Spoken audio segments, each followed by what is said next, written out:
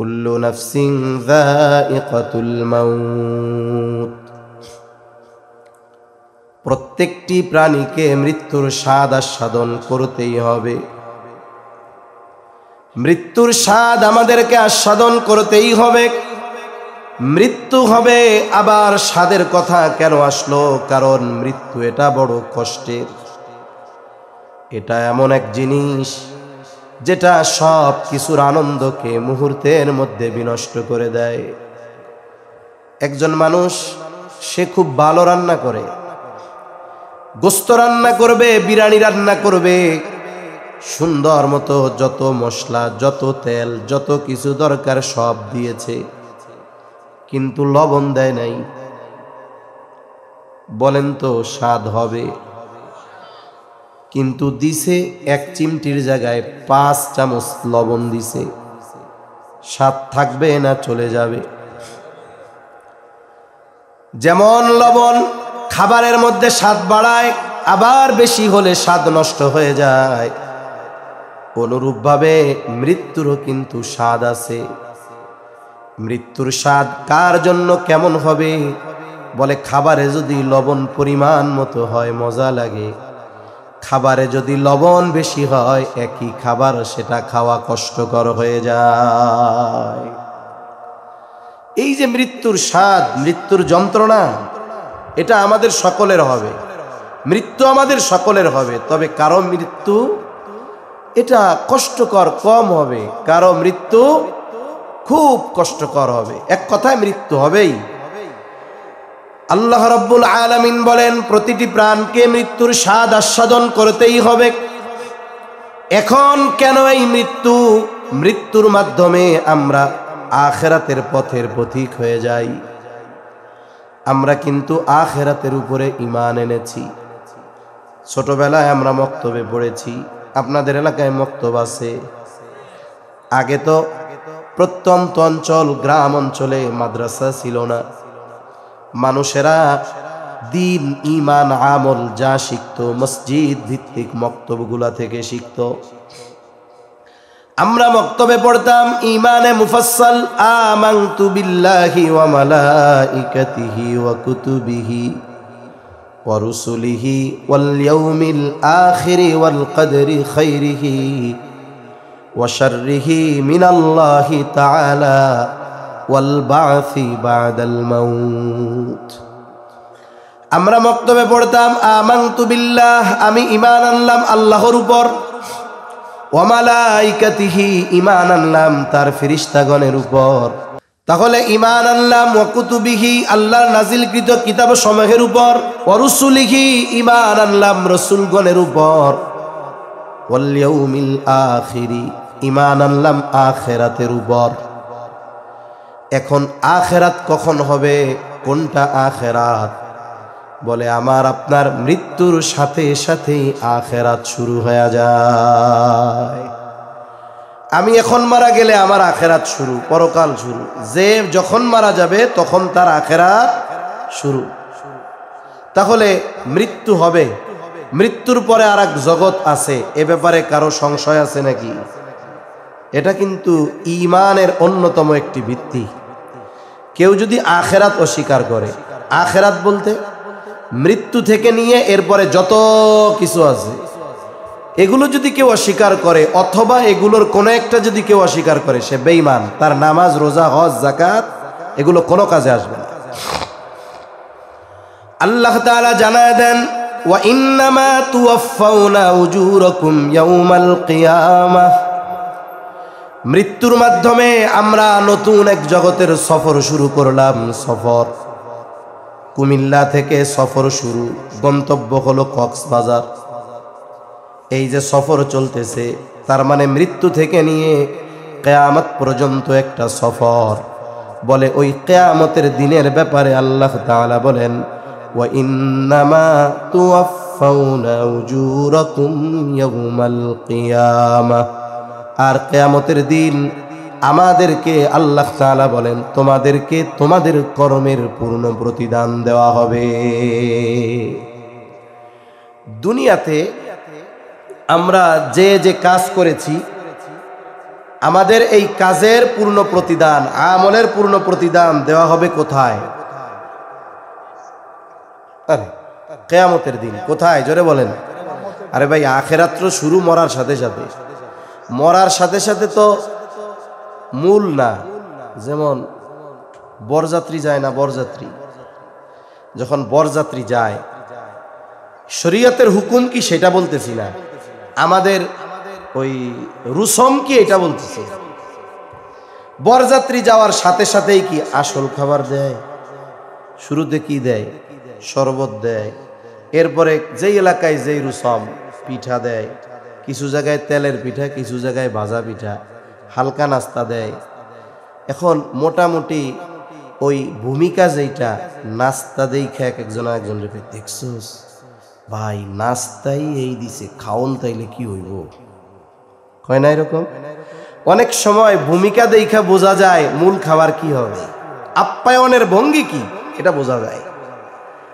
আখেরাত শুরু তো মরার পর পর, ওই জায়গায় তো আপ্যায়নের শুরু, মূল আপ্যায়ন শুরু হবে তো কিয়ামতের পর থেকে নিয়ে। বুঝেন নাই? এই সময় কি দিবে বলে? এ সময় ভূমিকা, মূল হবে প্রতিদান কিয়ামতের দিন। এই দুনিয়াতে যদি কেউ কোনো নেক আমল করে, আল্লাহ তাআলা ওই নেক আমলের পূর্ণ প্রতিদান দুনিয়ায় দেয় না। দুনিয়ায় যদি কেউ বদ আমল করে, বদ আমলের প্রতিদানও পরিপূর্ণ আল্লাহ দুনিয়ায় দেয় না। তবে হ্যাঁ, কাফের যদি দুনিয়ায় কোনো ভালো কাজ করে, কারণ কাফেরের জন্য পরকালে ভালো কোনো প্রতিদান নাই। যে বেঈমান, সে যদি দুনিয়ায় ভালো কাজ করে, আল্লাহ তাআলা তার ওই ভালো কাজের প্রতিদান যা দেওয়ার সেটা দুনিয়াতে দিয়ে দেয়, আখিরাতে তার কিছু নাই। আর ইমানদার যখন কোনো নেক কাজ করে, বলে নেক কাজের প্রতিদান আল্লাহ পরিপূর্ণ দুনিয়ায় দেয় না। ইমানদার অথবা বেঈমান উভয়ে যদি দুনিয়ায় কোনো মন্দ কাজ করে, এই মন্দ কাজের প্রতিদান আল্লাহ তাআলা দুনিয়ায় পরিপূর্ণ দেয় না। ইমানদারের ভালো কাজের পূর্ণ প্রতিদান, ইমানদার আর বেঈমান উভয়ের খারাপ কাজের পূর্ণ প্রতিদান, ইমানদারের ভালো কাজের পূর্ণ প্রতিদান আল্লাহ তাআলা কোন দিন দিবেন? আল্লাহ তাআলা বলেন, ওয়া ইন্নামা তুওয়াফাউনা উজুরাকুম ইয়াউমাল কিয়ামাহ।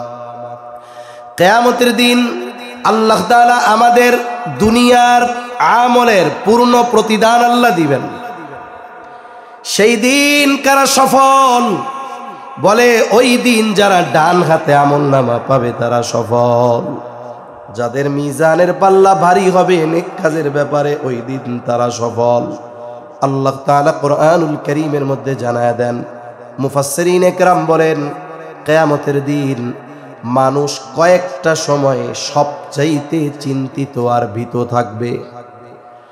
যেই সময়টাতে মানুষ একেবারে নিস্তব্ধ নীরব থাকবে, সেই সময়গুলোর মধ্যে একটা সময় হলো যখন মানুষের আমলনামা দেওয়ার ঘোষণা হবে। মনে রাখবেন, পেরেশানি এটাও একটা কষ্ট। পেরেশানি একটা কষ্ট না? মনে করেন একটা ছেলে পরীক্ষা দিছে, ম্যাট্রিক পরীক্ষা দিছে। ম্যাট্রিক পরীক্ষা যে দিছে ও জানে মূলত ওর ফলাফল কি হবে। এখন ও যা লিখছে খাতায় লেখা এসা বাড়ি মিলাইয়া দেখে কি যা লেখছে মাগার সব ভুল। কথা বুঝেন নাই মনে হয়। এখন ও মোটামুটি কি জানে বলেন তো? 3 মাস পরে যে রেজাল্ট দিব, ওই সময় আমি বামু ঘোড়ার ডিম। ঘোড়ার ডিম তো আসলে নাই, এটা আমাদের পরিভাষা। আচ্ছা, এই যে 3 মাস সময় ওর কি আনন্দে কাটবে, খুশিতে কাটবে, পেরেশানিতে কাটবে? আবার পরীক্ষার হলে যে ভালো লেখে, ভালো লেখার পরেও সে পেরেশানিতে থাকে না? ওর আরো টেনশন বেশি, ওর আরো চিন্তা বেশি, ভয় বেশি। দেখবেন ওর চিন্তা, আরে কি হইব, মুরব্বীদের কাছে যাই বলবো একটু দোয়া করেন, আল্লাহ যেন পাশ করাই দেয়, দোয়া করেন। অথচ ও লেখছে ভালো, এরপরে ওর চিন্তা কি হবে। তার মানে বোঝা গেল কি, পরীক্ষা দেওয়ার পর যে ভালো লেখে রেজাল্ট না পাওয়া পর্যন্ত সেও পেরেশানিতে থাকে, যে মন্দ লেখে ও পেরেশানিতে থাকে। এখন আল্লাহ তাআলা হিসাবের খবর দিবেন যে এই যে আমলনামা দেওয়া হবে, এমনিতেই তো সবাই পেরেশান, চিন্তিত। রেজাল্ট ঘোষণার কথা আসবে, ওই সময়টাতে একেবারে পিনপতন, নীরব, নিস্তব্ধ হয়ে যাবে সবাই। এই যে আমলনামা দেওয়া হবে, আল্লাহ তাআলা আমি আপনি দুনিয়ায় যে আমলগুলো করেছি, কর্মগুলো করেছি, সব লিপিবদ্ধ সংরক্ষণ করার ব্যবস্থা করে রাখছে। আমি আপনি দুনিয়ায় যত কাজ করি, কোনো কাজ ধ্বংস হয়ে যায় না। এই যে কথা বলতেছি, এই কথা ধ্বংস হয়ে যায় না। আমার আগে এই যে ভাই কত সুন্দর বয়ান করছে, আমি তো প্রথম যখন মাইকের আওয়াজ পাইছি, আমার ড্রাইভার সাহেব বলতেছে দেখিস কুয়াকাটা হুজুর বয়ান করতেছে। আমি চিন্তা করলাম, আল্লাহ গো, ভুল মাহফিলে ঢুকলাম নাকি। এরকম কয়েক জায়গায় ঢুকে গেছি ভুলে, এক রাস্তায় মাহফিল। এখন যাব তো আমাদের মাসলাক আহলে হক ওলামায়ে কেরামের মাহফিলে। এখন যাওয়ার পথে এলাকার নাম ও মিল কাছাকাছি, অনেক সময় হয় না, ইউনিয়ন অনেক বড়। এখন ওই মাথা থেকে ওই মাথা 10 কিলোমিটারও হইতে পারে। ইউনিয়নের ঠিকানা দিছে, এই ইউনিয়নের মধ্যে ঢুকছি। এখন ঢুইকা দেখি যে ও আল্লাহ, এ তো দেখি অবস্থা খারাপ। আমি চিন্তা করলাম ভুল টুল হইল নাকি। মাশাআল্লাহ, অনেক সুন্দর সুললিত কণ্ঠে ওয়াজ করছেন। কণ্ঠ আল্লাহ তাআলা আরো বরকত দান করেন, বলি আমিন। তো উনি জবান হেফাজতের কথা বলছেন, তাই না? জবান, আমি আপনি যে কথাগুলো উচ্চারণ করি জানেন, সব কথা বাতাসে আছে, সব কথা বাতাসে আছে। সাথে সাথে একজন ফেরেশতা আছে আমার আপনার কথা সংরক্ষণ করার জন্য। দুইজন দুই কাঁধে আছে, ডান কাঁধে একজন, বাম কাঁধে একজন, সম্মানিত লেখক দ্বয়। ওরা আমাদের কর্মগুলোকে লিপিবদ্ধ করতেছে। সাথে সাথে আমার আপনার কর্মের ব্যাপারে সবচাইতে বড় সাক্ষী যিনি, তিনি কে? আরো জোরে বলেন, কে? আল্লাহু আলা কুল্লি শাইইন শাহীদ। সব কিছুর ব্যাপারে সবচাইতে বড় সাক্ষী আল্লাহ। এরপরে আরো সাক্ষ্য রাখছেন, ওগুলো দরকারও ছিল না। আল্লাহ তাআলা কেমন সাক্ষী আমার আপনার ব্যাপারে? আল্লাহ সুবহানাহু ওয়া তাআলা কুরআনুল কারীমের মধ্যে বলেন, ওয়ালাকাদ খালাকনাল ইনসানা ওয়া না'লামু মা তুওয়াসওয়িসু বিহি নাফসুহু ওয়া নাহনু আকরাবু ইলাইহি মিন হাবলিল ওয়ারিদ। আল্লাহ তাআলা বলেন, ওয়ালাকাদ খালাকনাল ইনসান, আমি মানুষ সৃষ্টি করেছি। আমি যেহেতু এই মানুষ, তোমার স্রষ্টা, তোমার ব্যাপারে আমি কতটা খবর রাখি জানো। ওয়া না'লামু মা তুওয়াসওয়িসু বিহি নাফসুহু, আমি জানি কোন জিনিস তোমার অন্তরের মধ্যে ওয়াসওয়াসা দেয়, কি ওয়াসওয়াসা দেয়। তার মানে আমার আপনার কোনো কথা মুখে আসার দরকার নাই। আমার অন্তরে যখন ওই কথা উৎপন্ন হয়, দুনিয়ার কোনো প্রযুক্তি, দুনিয়ার কোনো মানুষ, দুনিয়ার কোনো মেশিন আমার ওই কথার খবর জানে না। কিন্তু ওই অন্তরে উৎপন্ন হওয়া ওয়াসওয়াসা, কথার খবর যিনি জানেন, তিনি কে? আল্লাহ জানে। এখন আমরা জিজ্ঞাসা করলাম, আল্লাহ আপনি কেমনে জানেন? আমি তো কই নাই, মুখ দিয়া বাইর করি নাই, কেন আপনি জানেন? আল্লাহ বলেন, وَنَحْنُ أَقْرَبُ إِلَيْهِ مِنْ حَبْلِ الْوَرِيدِ। আল্লাহ তাআলা বলেন, ও আমার গোলাম, আমি তোমারে সৃষ্টি করেছি, তোমার অন্তরের সব আমি জানি। কেন জানি জানো? আমি তোমার এই যে শাহরগ, সবচাইতে মানুষের নিকটে যেই রগ, আল্লাহ তাআলা বলেন আমি তোমার ওই রগের চাইতেও আমি তোমার আরো বেশি নিকটে। সোজা হিসাব, আমি আমার যত কাছে, আমি আমার যত কাছে, তার চাইতে বেশি কাছে কে? আরো জোরে বলেন, কে? আল্লাহ। তাহলে সাক্ষী হিসাবে আর কিছু দরকার আছে? আল্লাহই তো যথেষ্ট। এরপরে আল্লাহ আরো বলেন, ইয ইয়াতালাক্কাল মুতালাক্কিয়ানি আনিল ইয়ামিনি ওয়া আনিশ শিমালি কাঈদ। অনেক সময় মানুষের খাসলাত, সহজাত অভ্যাস, একটা জিনিস আমি করছি অন্যায়, আপনি একবারে চাক্ষুষ দেখছেন। যখন মানুষের সামনে আপনি আমার বিচার করতে যাবেন, আমি বলবো, এই মিয়া আপনি দেখছেন, সাক্ষী কই? সাক্ষী দেন। বলে না এরকম? অথচ আপনি দেখছেন নিজ চোখে, একেবারে দিবালোকের ন্যায় স্পষ্ট আপনি দেখছেন। এরপরেও ওরে যখন মানুষের সামনে বলবেন, এই তুই এটা করছস, আমি দেখছি, তখন ও কি কয়, আপনি দেখছেন, সাক্ষী দেন। এটা আমাদের সহজাত অভ্যাস। আল্লাহ আমার নিকটে দেখতেছে, এটা যথেষ্ট। কিন্তু আমাদের ওই যে খাসলাতের উপরে নির্ভর করে আল্লাহ আরো জানায় দেন, তোমার ডান কাঁধে আর বাম কাঁধে দুইজন নিযুক্ত করে দিছি, কিরামান কাতিবিনা ইয়ালামুনা মা তাফআলুন। আল্লাহ তাআলা বলেন, সম্মানিত লেখক দ্বয় জানে তোমরা কি করো। তারা শুধু জানে তা নয়, তারা আমাদের কর্মগুলোকে লিপিবদ্ধ করে। শুধু এই দুইজন তা না, আল্লাহ তাআলা আর একজনের ব্যাপারে বলেন, মা ইয়ালফিযু মিন কওলিন ইল্লা লাদাইহি রাকীবুন আতীদ। আল্লাহ তাআলা জানায় দেন, সদা তৎপর একজন ফেরেশতা আমাদের সাথে আছে। এর কাজ কি? মা ইয়ালফিযু মিন কওল, আমরা জবান দ্বারা যেই কথা নিক্ষেপ করি, উচ্চারণ করি, বাহির করি, আল্লাহ তাআলা বলেন এই সদা তৎপর ফেরেশতা আমার জবান দিয়ে কথা বের হতে দেরি হয়, ওই কথা সংরক্ষণ করতে সে দেরি করে না। এমন একজন ফেরেশতা আছে। এই চিন্তাগুলো যদি আমাদের মধ্যে থাকতো যে আমার আল্লাহ আমি যত কাছে তার চাইতে বেশি গেছে, সব সময় দুইজন ফেরেশতা আছে। আর একজন আছে কথা বলার সাথে সাথে এটা আমার জবান থেকে বের হওয়ার সাথে সাথে এটা রেকর্ড করে ফেলে। এই চিন্তা যদি মানুষ আমরা করতাম, তাইলে আমাগো গুনাহ করা কঠিন হয়ে যেত।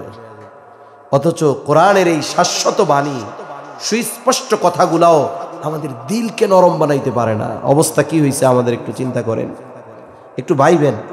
ওয়াজ শুইনা কাজ কি? আমাদের দেশে ওয়াজ শোনার পরে কি করে জানেন?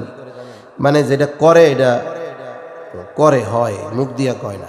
ওয়াজ শুনছে, ভালো লাগছে, ভালোই লাগছে, ওয়াজ খারাপ না। আর যদি হুজুর কোনো আমলের কথা বলে, একটু কঠিন কথা কয়, ওই গেট দিয়া বাইর হওয়ার আগে কয়, হুজুর এই যে তোমার ওয়াজ তোমারে দিয়ে গেলাম জায়গা। বুঝেন নাই?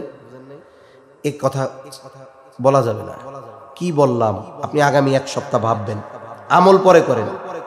আপনি আগামী এক সপ্তাহ ভাবেন যে হাই রে, আসলেও তো আমার আল্লাহ আমার সৃষ্টি করছে, আমার মনের খবর পাশে আমার স্ত্রী শুয়ে আছে, সন্তান শুয়ে আছে, জানে না, কিন্তু আমার আল্লাহ এটা জানে।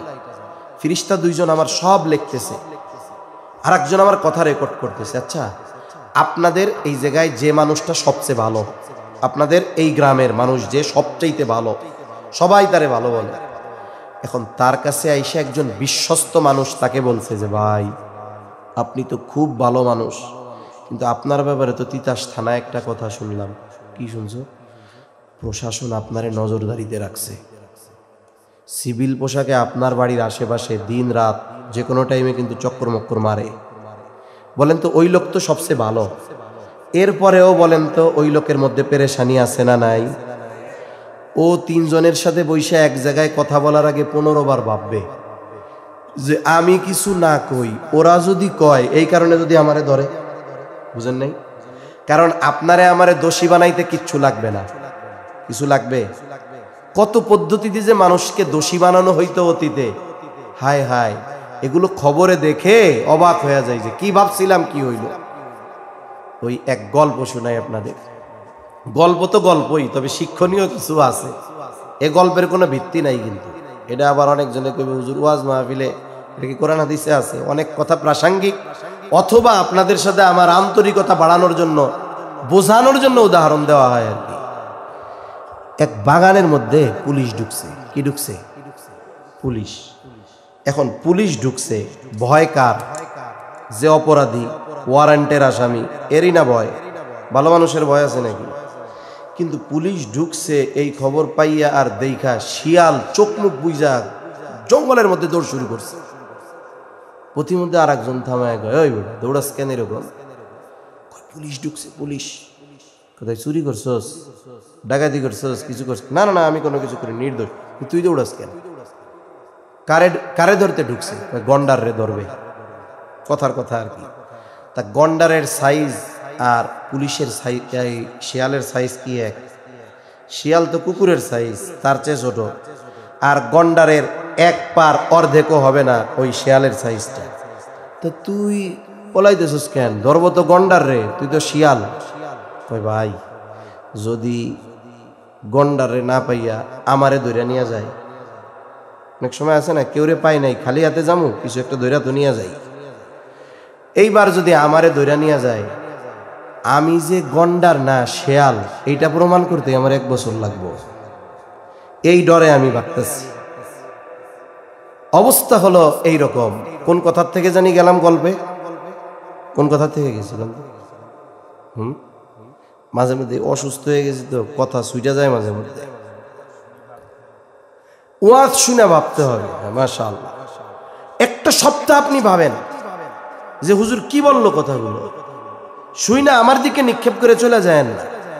আসলে আমার মালিক আমারে দেখতেছে। এখন বলতেছিলাম ওই যে তিতাস থানায় রিপোর্ট হয়েছে, আপনারে বিশ্বস্ত একজন লোক আইসা বলছে যে আপনারে কিন্তু নজরদারিতে রাখছে।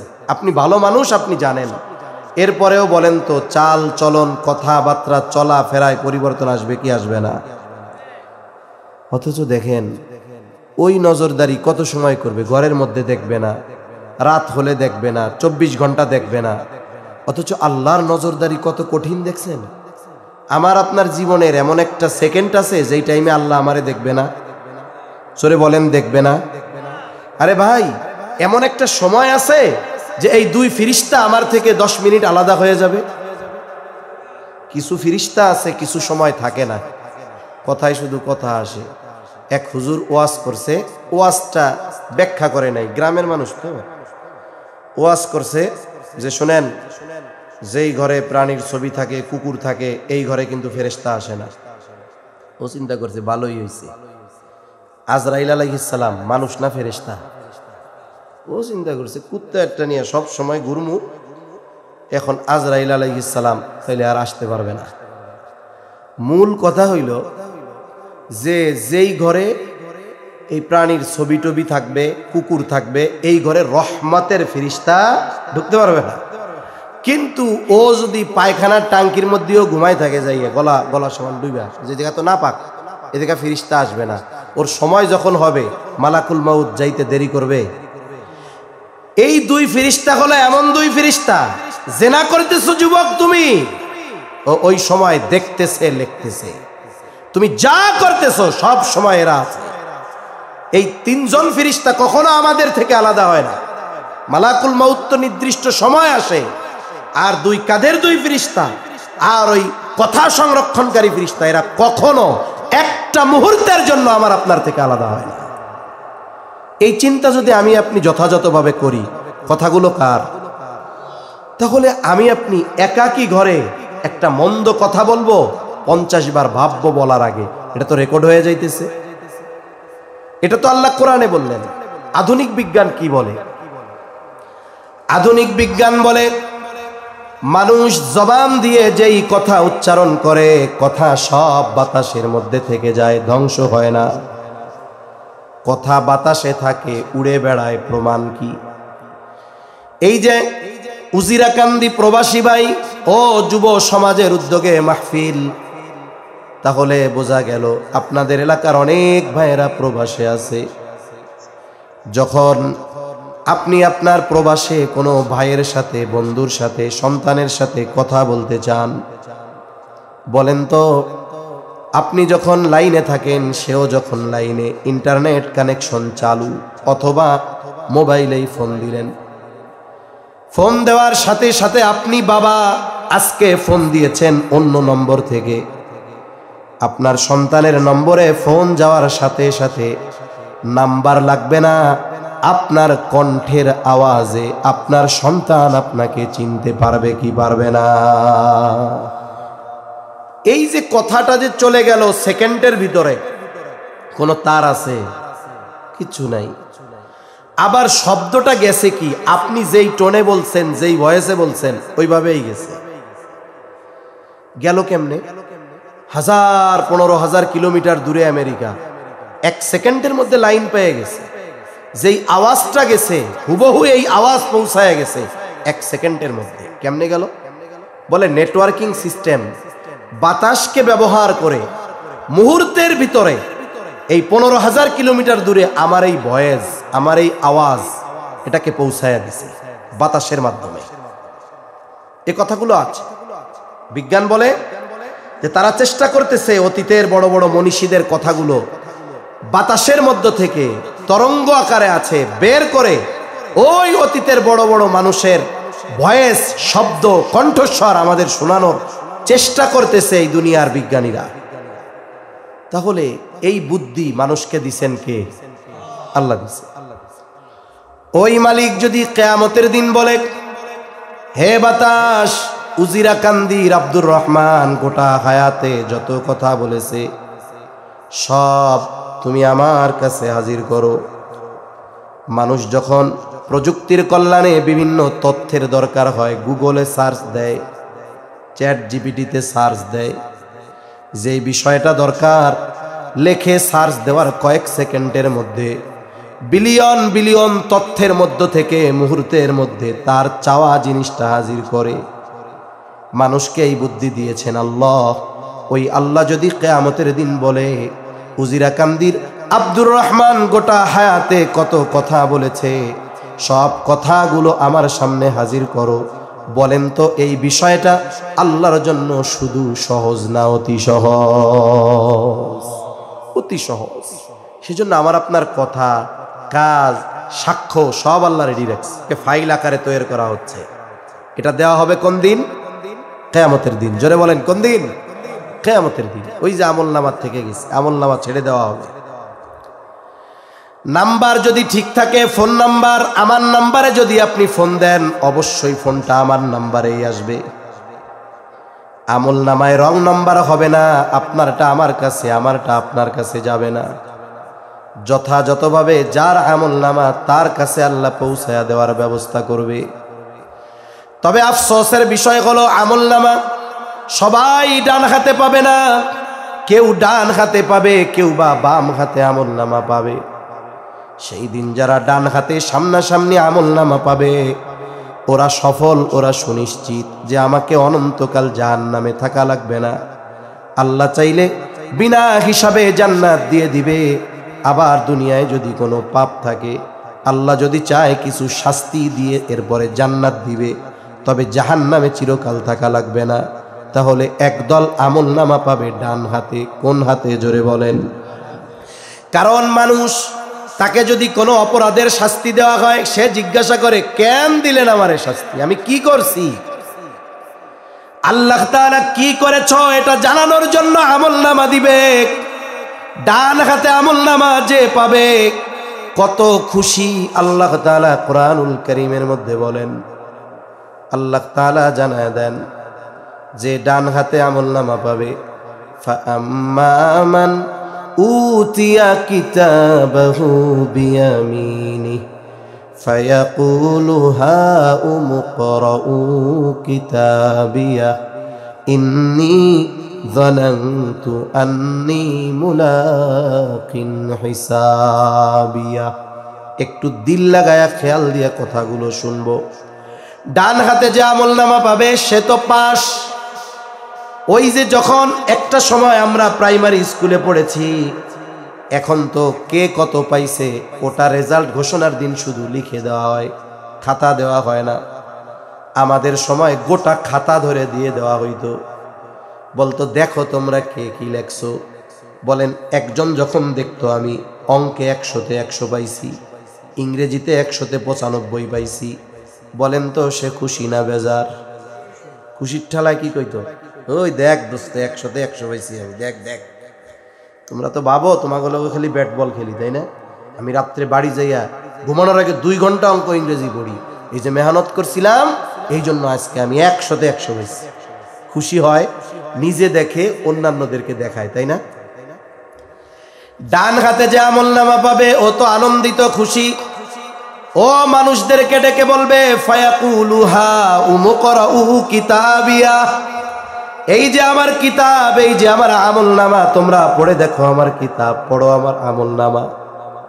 ওই যে বন্ধুরা জিজ্ঞাসা করে, বন্ধু তুই না আমাগোর সাথে একসাথে খেলাধুলা করতি, তা তুই এত পাইলি কেমনে? তখন কি কয়, তোরা তো বাড়িতে গিয়ে 9টায় ঘুমায়া যাইতা, আর আমি 9টা 10টা 11টা পর্যন্ত এই মেহনতগুলা করতাম।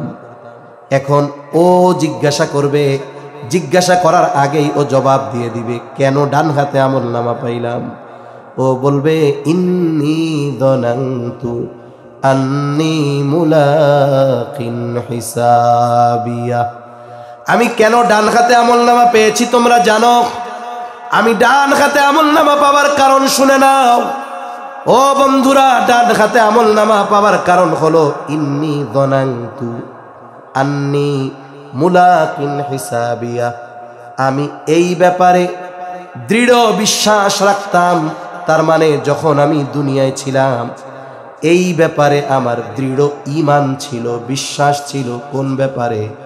যে আমি দুনিয়ায় যেই কর্ম করব, আমার কর্মের হিসাব দুনিয়ার কারো কাছে না দেওয়া লাগলেও আল্লাহর সামনে আমার দুনিয়ার কর্মের হিসাব দেওয়া লাগবে। আন্নী মুলাকিন হিসাবিয়া, আমাকে এই হিসাবের মুখোমুখি হতে হবে। কার সামনে? জোরে বলেন, আরো জোরে, কার সামনে? আর আল্লাহ কি বলছেন? ওয়া ইন্নামা তুওয়াফাউনা উজুরাকুম ইয়াউমাল কিয়ামা, কিয়ামতের দিন তোমাদের দুনিয়ার কর্মের পূর্ণ প্রতিদান দেওয়া হবে। আর ও কি বলছে ডান হাতে আমলনামা পায়া? যে আমি এই ব্যাপারে দুনিয়ায় বিশ্বাস রাখতাম, সুদৃঢ় বিশ্বাস, যে দুনিয়ার কর্মের হিসাব এর মুখোমুখি হতে হবে কার সামনে? কোন দিন? কিয়ামতের দিন। কিয়ামতের দিন আমাকে আল্লাহর সামনে আমার হিসাবের মুখোমুখি হওয়া লাগবে, ব্যাপারে আমার দৃঢ় ধারণা ছিল। তাহলে প্রথম শিক্ষা, যে আমরা যদি দুনিয়ায় এই বিশ্বাস রাখি, আমি দুনিয়ায় যত কর্ম করি, কাজ করি, আইনের চোখ ফাঁকি দিতে পারবো, দুনিয়ার মানুষের নজর ফাঁকি দিতে পারবো, দুনিয়ার কারো কাছে হিসাব দেওয়া লাগবে না, কিন্তু আমার গোটা হায়াতের A to Z হিসাব যার সামনে দেওয়া লাগবে তিনি কে? ওই হিসাবের ফাইল ডান হাতে পৌঁছায়া যাবে, কত খুশি, আমি জান্নাতি। আরেক দল আমলনামা পাবে বাম হাতে, বাম হাতে। তবে বাম হাতে যারা আমলনামা পাবে এদেরকে সামনাসামনি আমলনামা দেওয়া হবে না। বাম হাতটা বুক চিরে পেছন দিকে নেওয়া হবে, এরপরে হাতে আমলনামা দেওয়া হবে। ও বুঝবে আমার আর নিস্তার নাই। এইবার আফসোস করে বলতে থাকবে, ওয়া আম্মা মান উতিয়া কিতাবাহু বিশিমালি ফায়াকুলু ইয়া লাইতানি লাম উতা কিতাবিয়া ওয়া লাম আদরি মা হিসাবিয়া ইয়া লাইতাহা কানাতিল কাদিয়া মা আগনা আন্নি মালিয়া হালাকা আন্নি সুলতানিয়া। দুনিয়াতে কিছু মানুষ আছে আল্লাহকে ভুলে যায়। ভুলে কেন? বলে ক্ষমতা পেয়ে আল্লাহকে ভুলে যায়। আবার অনেকে মাল সম্পদ সন্তান আছে এজন্য আল্লাহকে ভুলে যায়, নাফরমানি করে। টাকার বড়াই দেখে নাফরমানি করে, টাকার বড়াই, ক্ষমতার বড়াই নাফরমানি করে। আছে না নাই? ওই মানুষগুলো আল্লাহর নাফরমানি করেছে, ঈমান থেকে দূরে সরেছে, বেঈমান। বাম হাতে আমলনামা। এইবার আফসোসের সাথে বলবে, ইয়া লাইতানি লাম উতা কিতাবিয়া, হায় দুর্ভোগ, হায় রে আমার পোড়া কপাল, আমি যদি এই আমলনামা না পাইতাম, আমি যদি এই আমলনামা না পাইতাম কতই না ভালো হইতো। ওই যে আমাদের ছোটবেলা প্রাইমারি স্কুলে যখন খাতা দেওয়া হইতো, কেউ অঙ্কে 100 পাইতো, কেউ 2টা ঘোড়ার ডিম পাইতো। অঙ্কের ভুল কি? অঙ্কে তো একটা ভুল হইলেই ওটা শেষ। এই জন্য মাঝে মধ্যে অনেকে পাইতো কত? 00, খালি একটা নাই। এখন যেই ফেল হইছে ওরে যদি কোনো দোস্ত কয়, দোস্ত দেও তো তোমার খাতাটা, ও তো 100 পাইছে, তুমি তো 2টা ঘোড়ার ডিম পাইছো, লজ্জায় দেখাইতে চায় না, তাই না? তখন মনে মনে কি কয়, হায় রে, গতকাল যদি স্যারের বাড়ি আগুন ধইরা সবগুলো পুড়ে যাইতো রে, তাইলে কি এই আজকে আর এই খাতা আমার দেখা লাগতো? লজ্জায় কেউ দেখাইতো না, মনে মনে এটা কইতো কালকে যদি আগুন ধরে পুড়ে যাইতো ঘর, যা হোক তা হোক, এই লজ্জার সম্মুখীন তো আর আমার হওয়া লাগতো না। ও বলবে ইয়া লাইতানি লাম উতা কিতাবিয়া, হায় দুর্ভোগ, এই কিতাব এই আমল নামা যদি আমি না পাইতাম। ইয়া লাইতাহা কানাতিল কাদিয়া, ওই যে দুনিয়ার থেকে একবার যে মরছিলাম, ওই মরা যদি চূড়ান্ত মৃত্যু হইতো কতই না ভালো হইতো। মা আগনা আন্নি মালিয়া, হায়রে আমার সম্পদ আমার কোনো কাজে আসলো না। হালাকা আন্নি সুলতানিয়া, আমার কত ক্ষমতা এটা আমারে শেষ করে দিয়েছে। আল্লাহ তাআলা বলবেন কোনো লাভ নাই, আমল নামা তো পাইছো, এবার পড়ো। আল্লাহ তাআলা বলবেন ইকরা কিতাবাকা কাফা বিনাফসিকাল ইয়াউমা আলাইকা হাসিবা। আল্লাহ তাআলা বলবেন ইকরা কিতাবা, তুমি পড়ো তোমার কিতাব, পড়ো তোমার আমল নামা, তোমার হিসাবের জন্য তুমি নিজে যথেষ্ট। তোমার আজকে কি প্রতিদান, ওই যে দিমু পূর্ণ প্রতিদান, তুমি কি পূর্ণ প্রতিদান পাবা এই কিতাব পড়লে তুমি বুঝতে পারবা। কিতাব যে ভাষায় লেখা থাক, কেউ কেউ বলেন ভাষাবিদরা পৃথিবীতে ৪,৫০০ নাকি ভাষা আছে, বেশিও হইতে পারে। তা যে যে ভাষার হোক, আমল নামা যে ভাষায় দিক, পড়ার যোগ্যতা দান করবেন কে? আরে প্রযুক্তির কারণে বোঝা সহজ। এই জামানায় দেখেন না, আমরা সতর্ক কইরা কি করবো কোন? কিছুদিন দেখলাম ওই ভাগোয়া লাভ ট্র্যাপ, নাম শুনছেন? যুবকরা শুনছে, মুরব্বীরা বুঝবো না এত কিছু। ভাগোয়া লাভ ট্র্যাপ, তার মানে অমুসলিমরা, হিন্দুরা তাদের পরিচয় গোপন করে মুসলিম মেয়েদের সাথে সম্পর্ক করে, অনেক সময় বিবাহ করে, অনেক সময় ব্ল্যাকমেইল করে, জেনা করে, ধর্ষণ করে, একটা ট্র্যাপে ফালায় পরিচয় গোপন করে। এই ট্র্যাপ শুধু যে এখন ন্যাশনাল টা না, এটা এখন ইন্টারন্যাশনাল ভাবে ছড়ায় পড়ছে, আন্তর্জাতিকভাবে। কয়েকদিন আগে দেখলাম চীনের ভাষা কেউ পারে না এই জায়গায়, চায়না ভাষা, ভাষা তো বহুদূর, ও আল্লাহ, এর একটা অক্ষরও আমি চিনি না। কিছু ভাষা আছে তো দুই একটা অক্ষর শব্দ বোঝা যায়, চেঁচু পেঁপু কি কয় না কয় বোঝা যায়। আপনি যার সাথে কথা বলতে পারেন না, তার সাথে মনের ভাব আদান প্রদান করা যাবে? ভাষা কি?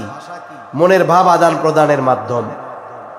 এখন দেখলাম সম্ভবত বিবাড়িয়ার একটা মেয়ে, বোরখা টোরখা পরা, এক চাইনিজ এর সাথে প্রেম করছে। প্রেম কেমনে করছে?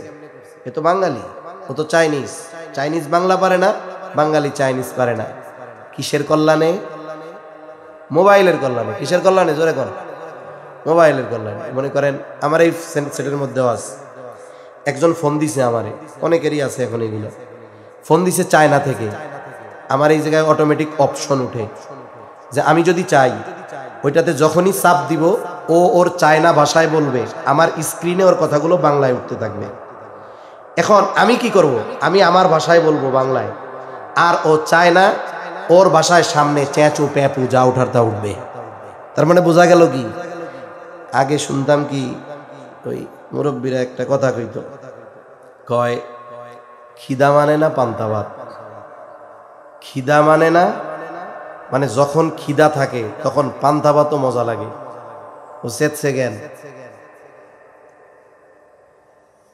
আচ্ছা এদিকে তাকান তো কি হয়? হ্যাঁ ঠিক আছে, তাইলে ঠিক আছে। খিদা যখন লাগে বলেন তো, পান্তা ভাত মরিচ দিয়া ডইলা খাইতেও খুব মজা, ঠিক না? কিন্তু যখন আপনার পেট ভরা, আপনার সামনে মুরগির রোস্ট, কোরমা, পোলাও সব দিলে গ্রান শুকলেই বমি চলে আসবে। এজন্য গ্রাম্য প্রবাদ বলে, খিদা মানে না পান্তা ভাত, ঘুম মানে না ভাঙ্গা খাট।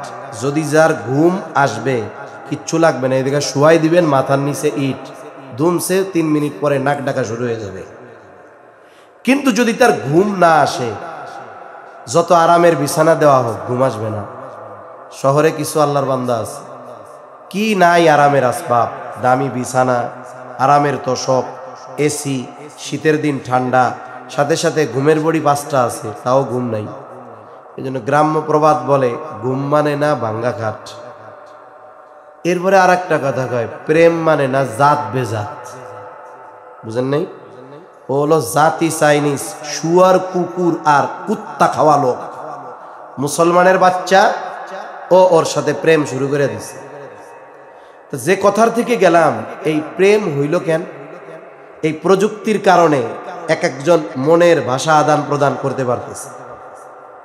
বিভিন্ন পদ্ধতিতে আন্তর্জাতিক ব্ল্যাকমেইলিং গ্রুপ আছে, এরা বিভিন্ন ফাঁদে ফেলে যুবক তরুণ তরুণী এদের সর্বস্ব লুটে নেয়। অনেক সময় বিবাহ করে, ওই যে ভাগোয়া লাভ ট্র্যাপ, ওইভাবে বিবাহ করে কিছুদিন জেনা ব্যভিচার ধর্ষণ করে এগুলোকে ভারতে নিয়ে বিক্রয় করে দেয়। হাজার হাজার এদেশের নারীরা আছে ওইসব দেশে, কান্নাকাটি করতেছে।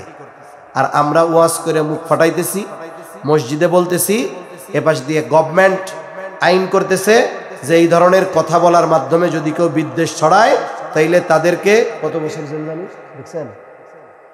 12 বছর জেল, 99 কোটি টাকা জরিমানা হবে। তাহলে আমরা বসে থেকে কি করতেছি? আমাদের সজাগ এবং জাগ্রত থেকে এর প্রতিবাদ করা দরকার, ঠিক কিনা বলেন?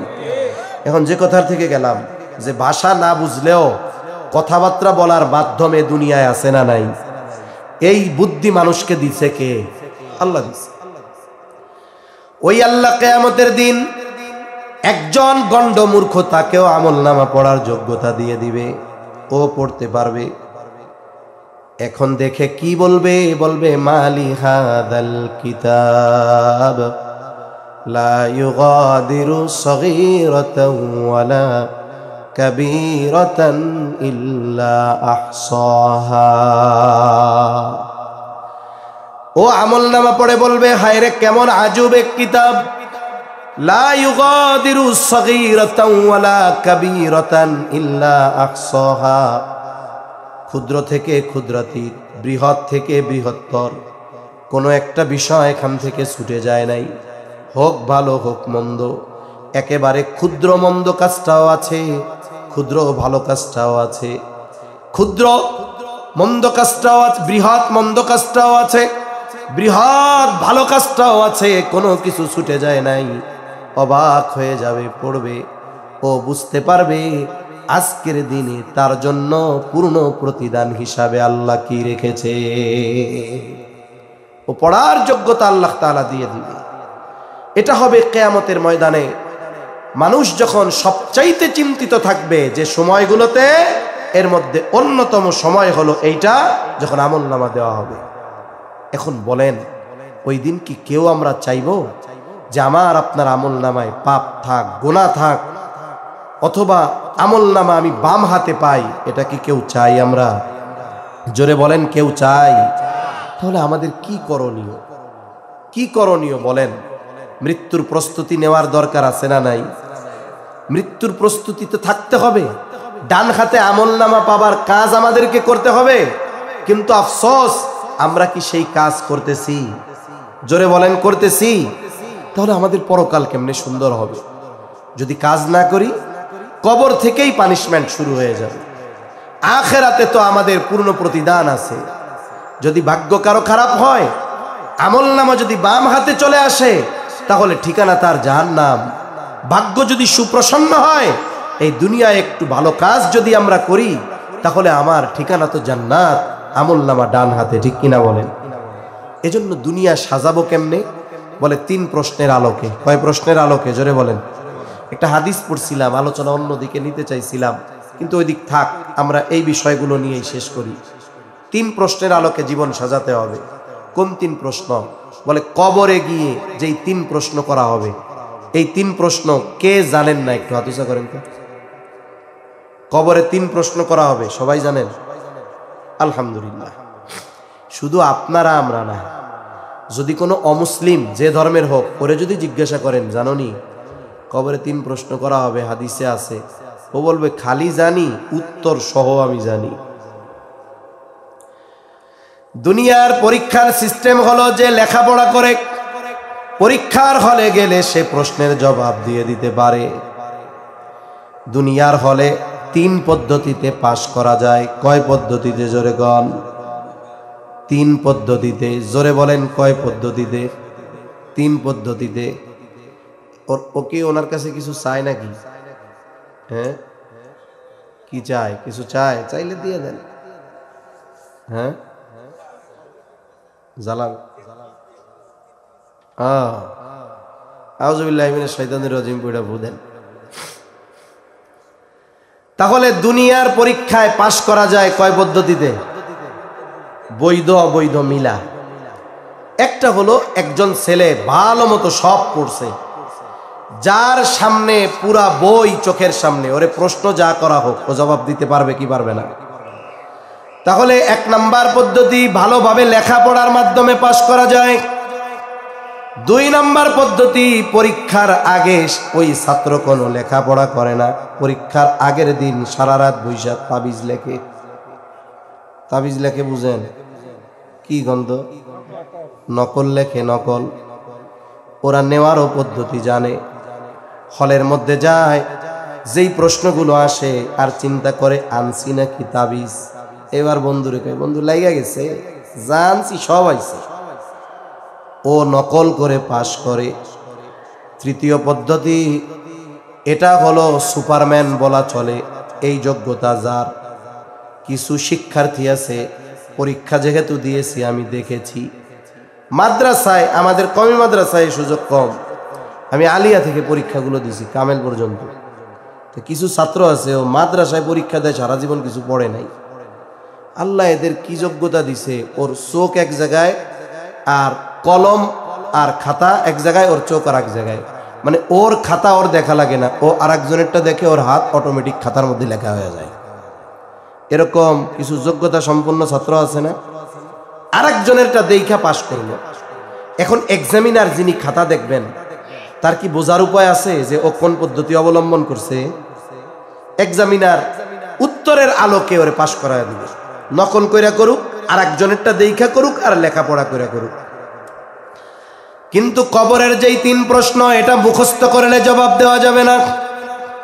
কেউ যদি চিন্তা করে এই তিন প্রশ্ন এমন ভাবে ঠোঁটস্থ করব, হাদিসের মধ্যে আসছে কবরে রাখার পর মানুষ যখন কিছু দূরে চলে যাবে, আমাকে প্রশ্ন করার জন্য ফেরেশতা চলে আসবে, মুনকার নাকির। আমারে আয়েশা জিজ্ঞাসা করার আগে আমি টপ টপ করে কমু, প্রশ্ন এই জবাবেই। এই চিন্তা কইরা যদি সে মুখস্থ করে, বলেন তো কাজ হবে নাকি? অথচ সে যদি বলে, আবার যদি ওসিয়ত করে যায় সন্তানদেরকে, ও আমার সন্তান, কবরে তিন প্রশ্ন করা হবে, ফেরেশতা আসবে, ভুইলা যায় কিনা তার ঠিক আছে নাকি? এক কাজ কইরো, প্রশ্ন তিনটা একটা কাগজে লেখা কাফনের মধ্যে দিয়ে দিও, নকল নিয়ে যাবে। বলেন তো জবাব দেওয়ার উপায় আছে নাকি? কেন নাই? কারণ দুনিয়ার প্রশ্নের জবাবের সম্পৃক্ততা ওইগুলার সাথে, আর কবরের তিন প্রশ্নের জবাবের সম্পৃক্ততা দুনিয়ার কর্মের সাথে, দুনিয়ার আমলের সাথে সম্পৃক্ত ওই তিন প্রশ্নের জবাব। এজন্য আমরা যদি দুনিয়ায় ওই তিন প্রশ্নের আলোকে দুনিয়ার জীবন সাজাই, কোনো ব্যক্তি কানে শুনে না, বধির আছে না, কানে শুনে না, বোবা, কথা কইতে পারে না। অধিকাংশ বোবা যারা, এরা কানে শুনে না, বধির থাকে। এই বোবাদেরও ভাষা আছে, বাংলাদেশে মাদ্রাসা আছে, কথা কইতে পারে না, কানেও শুনে না।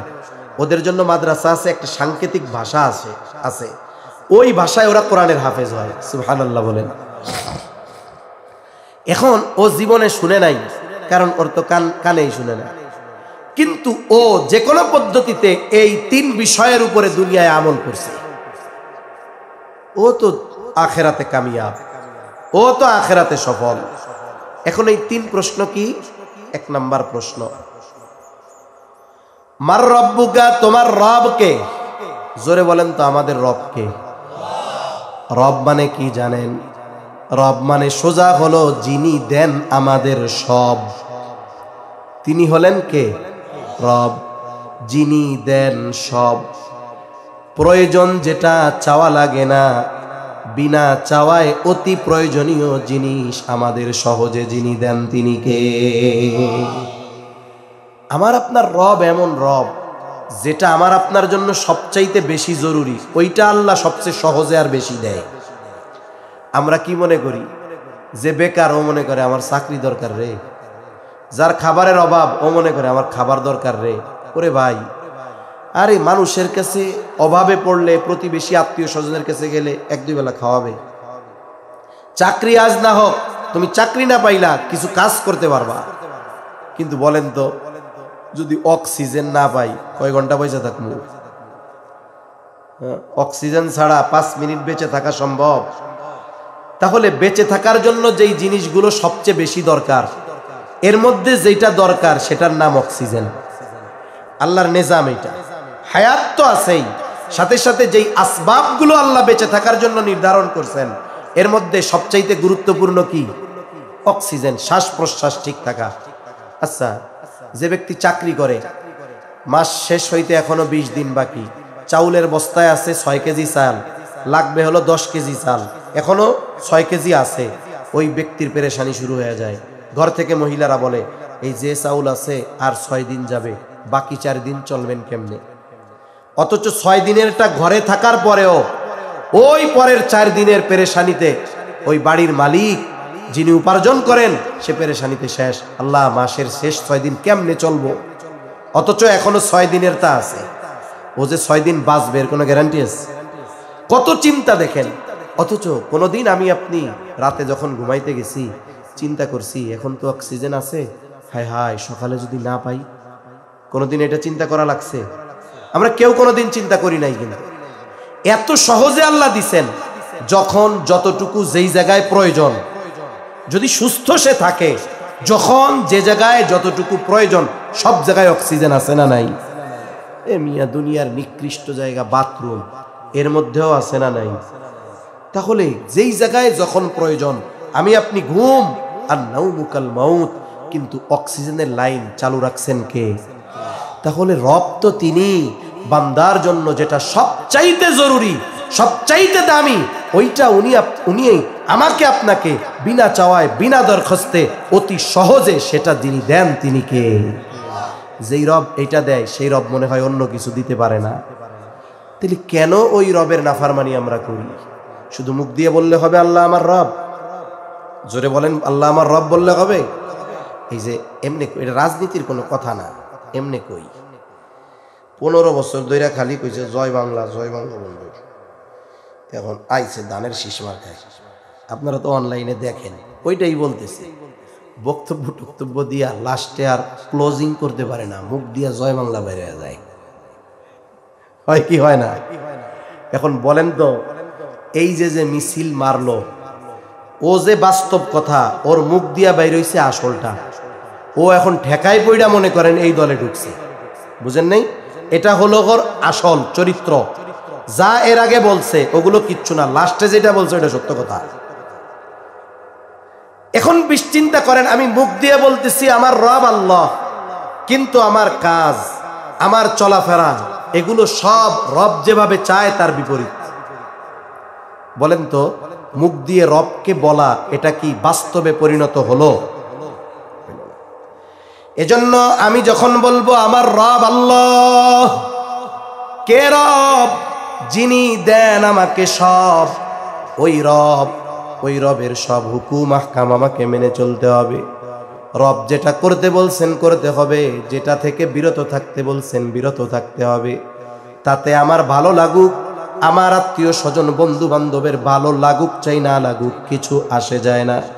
আমি আমার রবকে যদি খুশি করতে পারি, তাহলেই কবরের প্রথম প্রশ্ন তোমার রবকে, আমার জবান দিয়ে বের হবে আমার রবকে।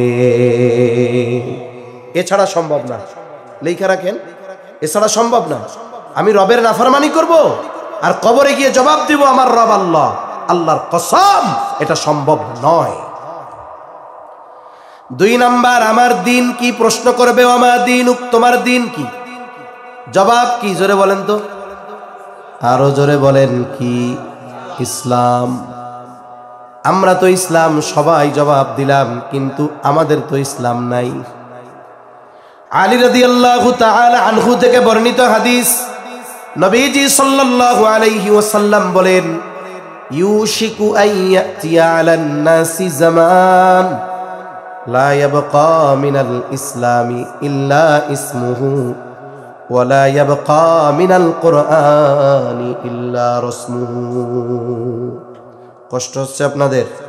11:30 বেজে গেছে, আর অল্প সময়ের মধ্যে শেষ করে দেব ইনশাআল্লাহ।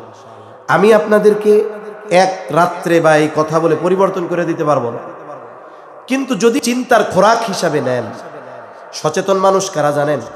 যারা কথা শুনেই অ্যাকশনে যায়, এরা হলো বলদ। এরা কি, জোরে বলেন?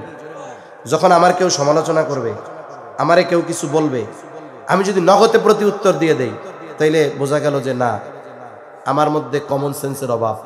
আমি আগে চিন্তা করব যে আমার সমালোচনা কেন করব, এই বিষয়টা আমার মধ্যে আছে কিনা। আমি এটা চিন্তা ফিকির করে যখন জবাব দিব, দুইটা অবস্থা হবে। একটা হলো আমি চিন্তার পরে আমার পরিবর্তন হবে। 2 নাম্বার, যদি জবাব দিতে হয় তাহলে আমার জবাবটা সুন্দর, সুগুছালো এবং কার্যকারী জবাব হবে। নাহলে কি হবে? ঠাস ঠাস করে বললাম, প্রতি উত্তর আসলো, এতে কোনো লাভ হবে না। এজন্য আমি যদি আপনাদের মাথায় একটু চিন্তার খোরাক দিতে পারি, যে একটু চিন্তা করেন যে আজ রাতটাও হয়তো এই ছোট চিন্তা বড় পরিবর্তনের কারণ হয়ে যেতে পারে। দেখেন না, ছোট্ট এক শব্দ 15 বছরের 16 বছরের চেয়ার খসায়া দিতে পারে। শব্দটা কি ছিল বলেন তো? চিন্তা করে দেখেন কি ডেঞ্জারাস এক শব্দ। এক শব্দ মসনদে আগুন লাগাইয়া দিছে, এক কথা মসনদে আগুন লাগাইয়া দিছে। এই জন্য বলে, ভাবিয়া করিও কাজ, করিয়া ভাই বলা। এই জন্য চিন্তা ফিকির মান্ত, এদের ব্যাপারে আল্লাহ প্রশংসা করছে। আল্লাহ তাআলা কি বলে জানেন? জ্ঞানী কারা? আমরা তো মনে করি অনেক ডিগ্রি অর্জন করছে, এর দুনিয়ার মানুষ জ্ঞানী বলে, আল্লাহ জ্ঞানী বলে না। আল্লাহ কাদের জ্ঞানী বলে? ইন্না ফি খালকিস সামাওয়াতি ওয়াল আরদি ওয়াখতিলাফিল লাইলি ওয়ান নাহারি লাআয়াতিল লিউলিল আলবাব। যেই মানুষগুলো বলে ইন্না ফি খালকিস সামাওয়াতি ওয়াল আরদ ওয়াখতিলাফিল লাইলি ওয়ান নাহার, নিশ্চয়ই তারা বলে ইন্না ফি খালকিস সামাওয়াতি ওয়াল আরদ, আসমান জমিনের সৃষ্টির মাঝে রাত দিনের পরিবর্তন আবর্তনের মধ্যে আমাদের জন্য শিক্ষা রয়েছে। আল্লাহ তাআলা বলেন লাআয়াতিল লিউলিল আলবাব, এগুলো হলো জ্ঞানীদের নিদর্শন, যারা রাত দিনের পরিবর্তন, আসমান জমিনের সৃষ্টি এগুলো নিয়ে চিন্তা করে। সাথে সাথে বলে রব্বানা মা খলাকতা হাযা বাতিলা, আমাদের রব এগুলো অনর্থক সৃষ্টি করেন নাই, কারণ আছে। এই কারণগুলো অনুসন্ধানে যারা ফিকির করে, আল্লাহ তাআলা বলেন তারা হলো লিউলিল আলবাব, তারা হলো জ্ঞানী মানুষ। এজন্য চিন্তা ফিকির মানুষের জীবন পরিবর্তন করে দেয়, ঠিক কিনা বলেন? এটা গল্প শোনাই আপনাদের, শোনাবো। এটা অনলাইনে আমি গল্পটা পাইছি, ভাল লাগছে আমার। এক লোকের জাহাজ নষ্ট হয়ে গেছে, অনেকেই হয়তো পড়ছেন। ইঞ্জিনিয়ার অনেক আনছে, এরা সারতে পারে না। এক একদিন বন্ধ থাকলে লক্ষ লক্ষ টাকা লস। যারা এই শিপিং লাইনে আছে তারা জানবে, বড় জাহাজ। এখন একজন লোক আসছে, মুরব্বী টাইপের অভিজ্ঞ মানুষ। উনি একটু ঘুরে ফিরে দেখে আধা ঘন্টা 1 ঘন্টা ধরে খালি চারদিক ঘুরতেছে, সমস্যাগুলো শুনছে। এবার হাতের মধ্যে একটা হাতুড়ি, ওইটা নিয়ে একটা নির্দিষ্ট জায়গায় টস টস করে 2টা বাড়ি দিছে। এখন বিল কত? কয় 1 লাখ টাকা। হাতুড় দিয়ে 2টা বাড়ি দিছে, এটার দাম 1 লাখ। এটা তো সর্বোচ্চ আপনার 5,000 টাকা দেওয়া যায়। কয় শুনো, বাড়ির দাম 5,000, কিন্তু এই যে এতক্ষণ ভাবছি এর দাম 95,000। বুঝেন নাই? এই যে বাড়ি 2টা দিছি, এটার জন্য আমার 1 ঘন্টা ভাবা লাগছে। এর আগে তো বহুত জন্য দেখাইছো, কাম হয় নাই কেন? তারা পারে নাই কেন? আমি তো 2 বাড়ি দিয়ে ঠিক করছি, এটা আমার ক্রেডিট, যোগ্যতা। এখন এটার মূল্যায়ন তো করতে হবে। এজন্য ভাবুক মানুষ যারা, চিন্তাশীল মানুষ যারা, যে কোনো বিষয়ের হোক, এই ধরনের মানুষ সিদ্ধান্ত গ্রহণে ভুল করে কম, আর যেটা পড়ার সিদ্ধান্ত নেই, এটি ভুল হয় বেশি। তাহলে বলতেছিলাম ইসলাম। দ্বিতীয় প্রশ্ন জবাব হলো আমার দিন ইসলাম। তবে আফসোস, নবীজি জানায় দেন ইউশিকু আইয়াতিয়া আলান নাসি জামান, অচিরে এমন এক জামানা আসবে লা ইয়াবকা মিনাল ইসলামি ইল্লা ইসমুহু ওয়া লা ইয়াবকা মিনাল কুরআনি ইল্লা রাসমুহু। অচিরে এমন এক জামানা আসবে যে জামানায় ইসলাম নামে থাকবে, বাস্তবে আমলে ইসলাম থাকবে না। সেই জামানা চলতেছে। আমাদের ব্যক্তিগত জীবনে ইসলাম নাই, সামাজিক জীবনে নাই, পারিবারিক জীবনে নাই, রাষ্ট্রীয় জীবনে নাই। আরে ভাই, যদি ব্যক্তিগতভাবে ইসলাম না মানতে পারি, রাষ্ট্রীয়ভাবে প্রতিষ্ঠা করব কেমনে? এজন্য ইসলাম মানা শুরু হবে আমার ব্যক্তি জীবন থেকে। আমি যদি মানি, আমারটা দেখে আমার পরিবার মানবে, একসময় সমাজ মানবে। দেখবেন আস্তে আস্তে সমাজের মানুষ, একাধিক সমাজের মানুষ যখন মানবে, একটা গ্রামের মানুষ তারা ইসলামী অনুশাসনের মধ্যে চলে আসবে ইনশাআল্লাহ। আল্লাহর নবী বলেন, কোরআন থাকবে, শুধু লেখায় থাকবে, বাস্তবে কোরআন থাকবে না। এখন দেখুন, কোরআন তিলাওয়াত যতটুকু হয়, আমল তো বহুদূর। আগে তো 20-25 বছর আগে প্রত্যেক বাড়িতে ফজরের পরে কোরআন তিলাওয়াত হইত। আমল এক পাশে রাখেন, এখন তিলাওয়াতও নাই। ভুল বললাম না ঠিক বললাম? তিলাওয়াতও নাই। এজন্য কোরআনটা তিলাওয়াত করব। যাই হোক, কোরআন তিলাওয়াতের আওয়াজটা যদি ঘরে থাকে, শয়তান দূর হবে, আল্লাহর রহমত বর্ষিত হবে। এখন আমি যদি ইসলাম না মানি, আপনি বলতে পারেন হুজুর গোটা দেশে তো ইসলামী শাসন নাই, মানবো কেমনে? ওইটার চিন্তা তো আমার না। আমি আদার ব্যাপারী, আমার জাহাজের খবর নেওয়ার দরকার আছে? আমারে আল্লাহ যে যোগ্যতা দেয় নাই, যে দায়িত্ব দেয় নাই, ও দায়িত্বের ব্যাপারে আল্লাহ আমারে জিজ্ঞাসা করবে না। আমার দায়িত্ব কতটুক পর্যন্ত সীমাবদ্ধ, এই পর্যন্ত জবাবদিহিতার বিষয় আল্লাহর কাছে আছে না নাই? এখন আমি আমার ব্যাপারে নিয়ন্ত্রক। আমি যদি ইসলাম না মানি, তাহলে আল্লাহর কাছে জবাব দিতে হবে, তুমি ইসলাম মানো নাই কেন? আমি আমার পরিবারের অভিভাবক, আমার পরিবারকে আমি দ্বীনের উপরে চালাই নাই, ইসলাম মানাই নাই। আল্লাহর কাছে জবাব দিতে হবে, কেন পরিবারকে ইসলাম মানাও নাই? এখন আমার অধীনে আরো সমাজের মানুষ কথা শুনে, আমার জবাবদিহিতা আছে, কেন তুমি সমাজের এই মানুষগুলোকে দ্বীনের উপরে চালাও নাই? তার মানে আমার যতটুকু ইসলাম মানার অ্যাবিলিটি আল্লাহ দিছে, এতটুক যদি না মানি, আখেরাতে বাঁচার উপায় আছে? যতটুকু সামর্থ্য আমার আছে, আমি কি পারমু যে ওই ডক্টর ইউনূসরে নামায় দিয়া চেয়ারে বসে আজকে থেকে কালকে থেকে কোরআন হাদিসের আইন চলবে? আমার দ্বারা এটা সম্ভব? এই ক্ষমতা আল্লাহ আমারে দিছে। যাদের দিছে তারা না করলে কিয়ামতে তারা আল্লাহর কাছে জবাবদিহিতার কাঠগড়ায় দাঁড়াবে। কিন্তু আমার যতটুক সামর্থ্য আছে, ততটুক ইসলাম যদি আমি না মানি, আল্লাহর কসম, কবরে জবাব দেওয়ার উপায় নাই যে আমার দ্বীন ইসলাম। এই জন্য অনেক ভাই বৈশা থাকে, রাষ্ট্রীয়ভাবে ইসলাম প্রতিষ্ঠা হোক, এরপরে আমি শুরু করব মনে সব। ও চিন্তায় যদি বৈশা থাকেন তাইলে মরছে। কি করব? যতটুকু সামর্থ্য এতটুকু ইসলাম মানব, বাকি বিষয়ের জন্য আমার অবস্থান থেকে প্রচেষ্টার দোয়া চালায় যাব যে আল্লাহ, আপনি আমার এইটুক সামর্থ্য দিয়েছেন, এতটুকু ইসলাম পালন করার ক্ষেত্রে আমি কোনো কার্পণ্যতা করি নাই, কিন্তু এর বেশি ক্ষমতা তো আল্লাহ আমারে দেন নাই। এখন আমার দোয়া ছাড়া আর পথ নাই। আপনার কাছে দোয়া করেছি, হৃদয় দিয়ে আকুতি করেছি, আয় আল্লাহ, আমাদের দেশ সহ গোটা দুনিয়াতে ইসলামী হুকুমত আপনি কায়েম করে দেন। আমার এই দোয়া করার ক্ষমতা ছিল, আল্লাহ এটা করছি। সেজন্য যতটুকু মানার অ্যাবিলিটি আছে, ওটুকু না মানলে কবরেও ছাড় নাই, আখেরাতেও ছাড় নাই। 3 নাম্বার প্রশ্ন, নবীজিকে দেখায়া বলা হবে মা হাদার রাজুলুল্লাযী বুইসা ফীকুম, অথবা প্রশ্ন করা হবে ওমান নাবিয়্যু, তোমার নবীকে।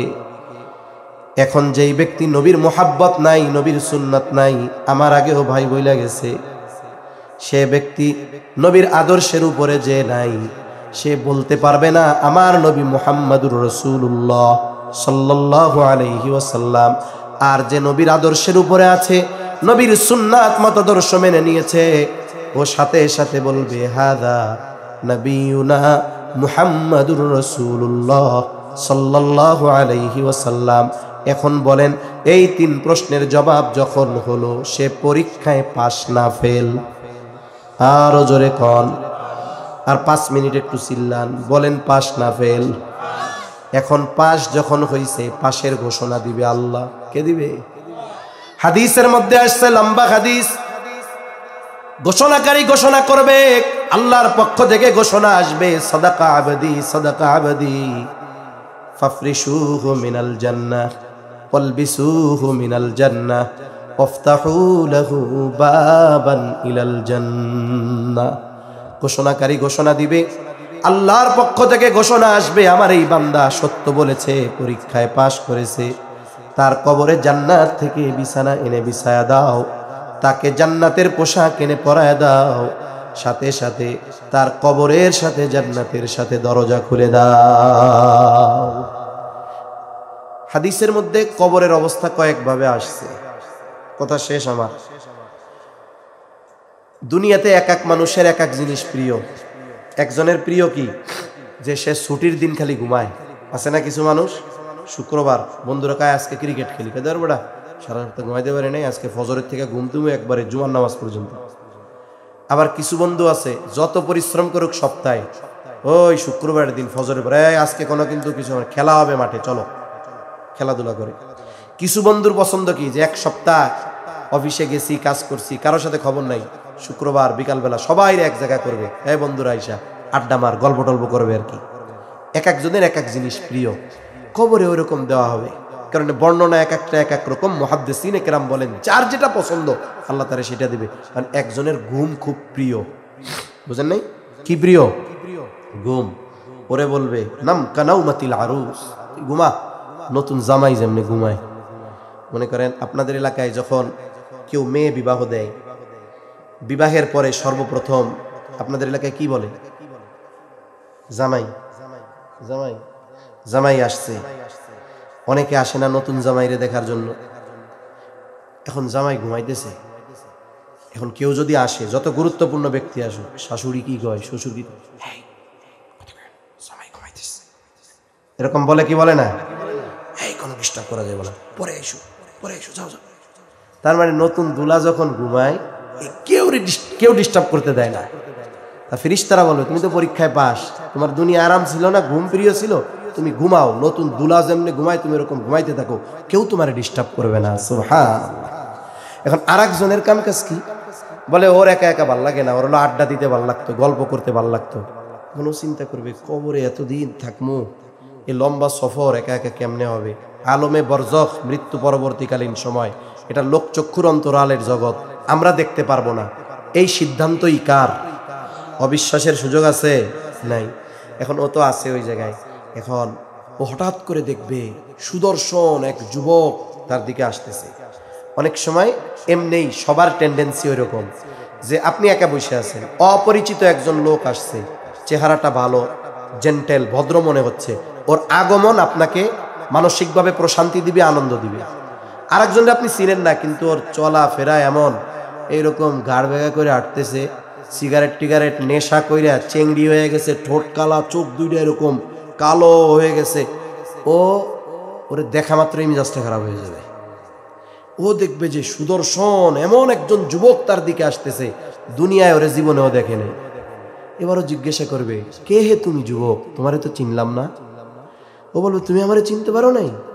আমি হইলাম দুনিয়ার, তুমি যে নেক আমলগুলো করছো এগুলা, তোমার নামাজ, তোমার রোজা, তোমার উত্তম চরিত্র, তোমার দান সাদকা, আল্লাহ তাআলা আমাকে তোমার ওই নেক কর্মগুলোকে এই সূরত দিয়া তোমার কাছে পাঠাইছে। তুমি চিন্তা করো না, আমি তোমার সাথে আছি। কোন পর্যন্ত জানো?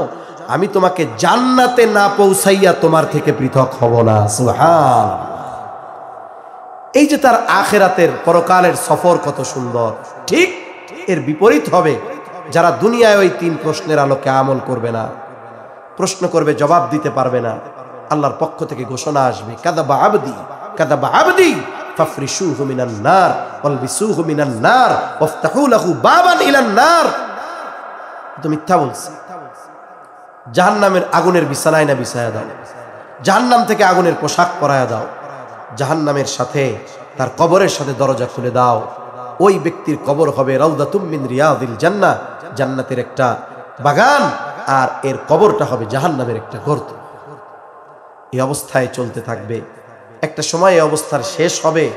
তবে যে আরামে থাকবে ও মনে করবে এটা মনে হয় জান্নাত, আর যে কষ্টে থাকবে ও মনে করবে এটা মনে হয় জাহান্নাম। আর এক গল্প মনে পড়ছে, শুনাই, টাইম যাইতেছে, অনেক কষ্ট হইতেছে নাকি। আমি জীবনে প্রথম সিলেট গেছি। প্রত্যেকটা এলাকার একটা প্রচলন আছে না ভাই, গিয়া পৌঁছাইছি দুপুর 2:30 3টার দিকে। আপনাদের এলাকায় যদি কেউ দুপুর 2:30টার দিকে আসে, আপনারা কি ওই এক দেশের মানুষ আছে? দুপুরবেলা আমার এক আত্মীয় গেছে কলকাতা বেড়াইতে, কলকাতা বেড়াইতে গেছে। এর আগে ওই এলাকার এক লোক আমাকে বাংলাদেশে আসছে, ওনার বাসায় 1 সপ্তাহ থাকছে। আসছে ইলিশ মাছের সিজনে, ধুমছে ইলিশ মাছ খাওয়াইছে, প্রচুর মেহমানদারি করছে। এখন ওই লোক কলকাতা গেছে বেড়াইতে। এখন গেছে কোন টাইমে? দুপুরের টাইমে। 1 সপ্তাহ থাকছে। দরজায় নক করছে, দেখছে যে উনি খানা খাইতেছে, এটা বোঝা যায়। বাংলাদেশি যেই ভাই গেছে, দরজা খোলার সাথে সাথে ওই দেশের ভদ্রলোক বলতেছে, দাদা খেয়ে এসেছেন নাকি, যে খাবেন? কথা বুঝেন নাই মনে হয়। গেছে কোন সময়? দুপুরের সময়। এরপরে বলতে, চা না খেয়ে কিন্তু যাবেন না। ওনার পেটের মধ্যে খিদা ইন্দুর লাফাইতেছে, আর ও খাইছে চা না খেয়া যাবেন না। তা এরপরেও কিছু এলাকার কিছু প্রচলন তো আছে। এখন আমি গেছি, এক হাজী সাহেব আমাকে দাওয়াত দিয়ে নিয়ে গেছে, জীবনে প্রথম 2 জন গেছি। ওই সব এলাকায় আলহামদুলিল্লাহ এখনো কাচারি ঘর আছে, মেহমান গেলে বাহির বাড়িতে বসার ব্যবস্থা। উনি আসছেন, সাথে সাথে চা আর বিস্কুট নিয়ে আসছে। এটা হলো সিলেটিদের অতিথি আপ্যায়নের প্রথম ধাপ। বিস্কিট চা থাকবেই, খাবার আগেও দিবে, পরেও দিবে, মাহফিলের মধ্যেও দিবে, অসুবিধা নেই।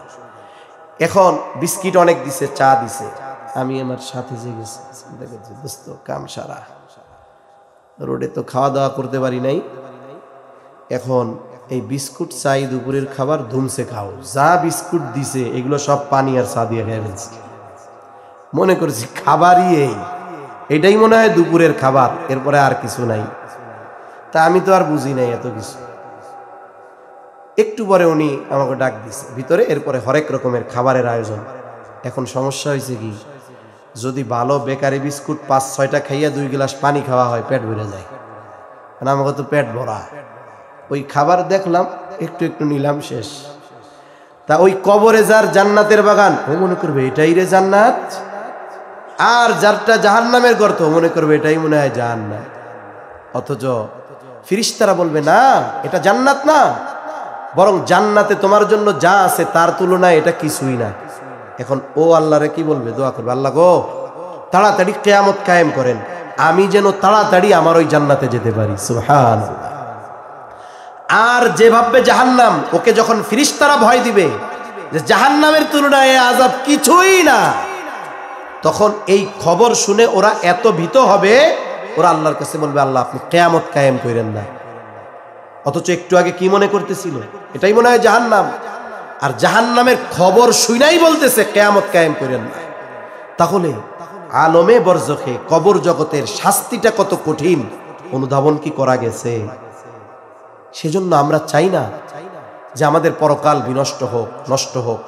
আমরা চাই পূর্ণ প্রতিদান দেওয়ার আগে এই কবর থেকেই যেন আমরা জান্নাতের বাগানের বাসিন্দা হতে পারি।